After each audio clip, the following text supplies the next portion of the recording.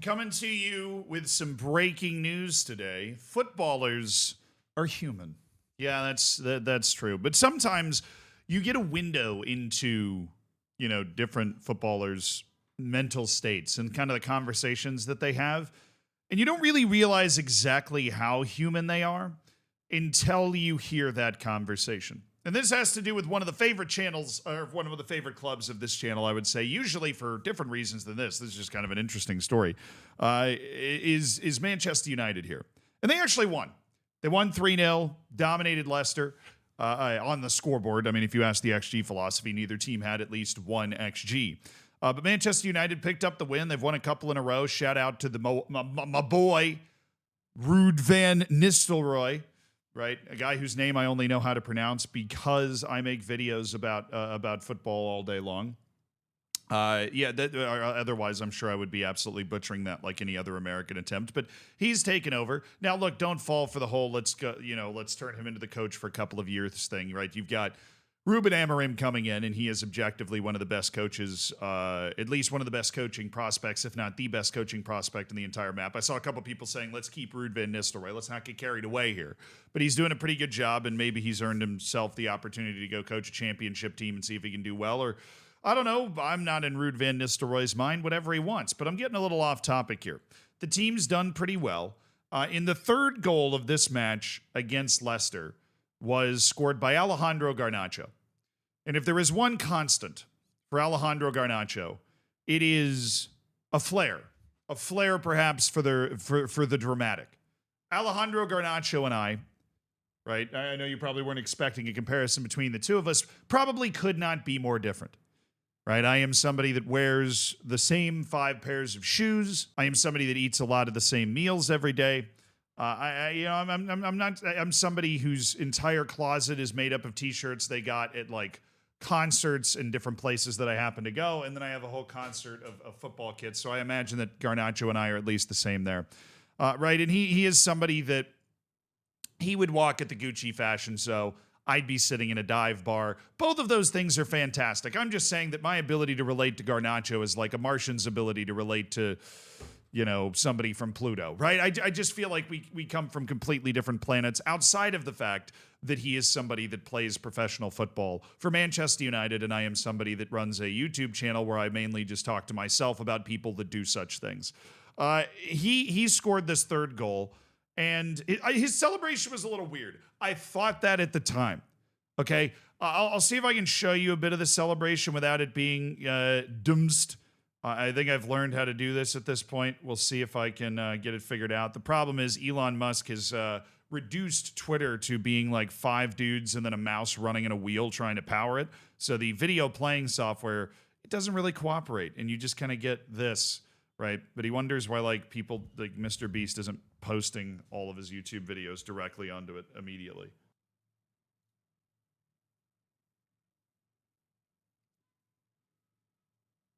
So that's the celebration. He basically like scores the goal, then runs over, then kind of like waves it off, and then turns around. And he looks like I'm trying to decide exactly what he looks like here. He looks like something. I mean, it looks and feels childish. It's one of those things. It's one of those things where like you have the opportunity to be like, I don't even like you. Right? I don't even care. It's like when you steal something from your sibling and they're trying to pretend that they don't want it. Like, oh, you just stole your brother's favorite action figure. And they're just trying I don't even want like I don't even want it. So I saw this and it was weird. Like it looks like he's just upset, frustrated, just kind of being weird, right? He's just like trying to pretend to ignore the fans almost. So I see that and I'm like, okay, no, not too much to see here. Just Garnacho being weird. Garnacho doing things that I don't necessarily understand, right? He ran out of Cristiano Ronaldo's celebrations to do, so now he's just now he just short circuits when he scores. That's totally fair, right? But then I see this after the game. This from BBC Sport. This is an interview with Bruno Fernandes, who came up to Garnacho after this goal celebration and like had a conversation with him, had some words with him. And this is the quote that BBC is reported right here. Garnacho scored a banger but didn't celebrate like he should because he thinks he lost faith from some of the fans. I told him people will always moan, but lots of people like you and enjoy what you do. I'm going to go back to this first. Obviously, the second is true. You're a professional player for Manchester United. There's going to be, not only do a ton of people want to be you, there's a lot of people that like you. And you are one of the few people on Manchester United that I think avoids the worst of the hate. This is a Manchester United team with expectations of winning Champions Leagues and winning the Premier League that started the season with its worst start ever. Right? If I drop a YouTube video and it gets 25,000 views when I'm expecting it to get 100,000, if somebody comments on that YouTube video and goes, wow, Zealand fell off, this video sucked, I'll be like, yeah, it did. When you do things that are created for the public eye and then you get public feedback from them, that public feedback is not always going to be positive. The reason that Alejandro Garnacho is able to make a shitload of money for kicking a ball is because fans watch and provide their opinion. A lot of people are watching. And when a lot of people are watching, there are a lot of people providing their opinion. Now, there is a huge difference. Right? There's a massive difference between being like racist and being, absolutely horrible, like telling players to go kill themselves and stuff, right? Like that is not what I am saying is like okay human behavior, right? You shouldn't be doing that. If you're DMing players stuff like that, please don't, signed the world. Like just don't do that. Right, but there is also the broad spectrum of fan reaction to this, like to teams being bad, where they boo you, where they tell you you're not good enough, where they tell you you're washed, where they where they're shouting from the stands, how did you miss that? Where that is, in my opinion, acceptable fan behavior. Right? In the same way that somebody leaving a comment on a YouTube video that I do that ends up coming out terrible that just says you're washed, that's acceptable fan behavior. Also telling me I have the greatest forehead they've ever seen. Or, wow, I can't believe that forehead talks. Or, nice hairline, bro. Like, that's acceptable fan behavior. I think self-awareness is incredibly important. And if I'm making a bunch of YouTube videos, particularly on this Zealandism channel that are, even though this is just kind of a second channel for me to rant to myself, we got a good community around this stuff now. And I'm just throwing out a couple a day. Right, you're going to get a lot of feedback on who you are and what you do and how you're doing it, and if it does well and if it doesn't do well. Then that's what Garnacho is kind of dealing with, and it's always fascinating. I'm hitting this from a lot of different angles, so if it's been a little hard to follow, then I apologize. But it is fascinating to watch these guys like Garnacho, that people have been blowing smoke so far up their ass, it's been coming out of their mouth their entire life, and that's with good reason.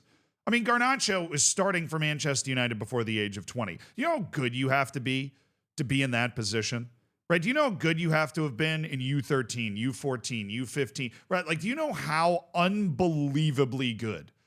And everybody's glazing you, right? To borrow a phrase from people younger than me, everybody is glazing guys like this, right? They can do no wrong. And then at a certain point, they reach a point where they can do wrong, where all of a sudden, they're not so good that nobody can criticize them ever. And I feel like part of this is Garnacho kind of dealing with that for the first time. And I don't blame him for having a little trouble dealing with it. I think Bruno Fernandes is exhibiting excellent leadership because you know who gets a lot more shit than Garnacho? Bruno Fernandes. People are calling this guy a rat every 3 seconds, every time he turns around. I've certainly leathered Bruno Fernandes for his Floposaurus Rex, excavations, right? This man digs up a new Floposaurus Rex every single match. But Bruno Fernandes is a great player.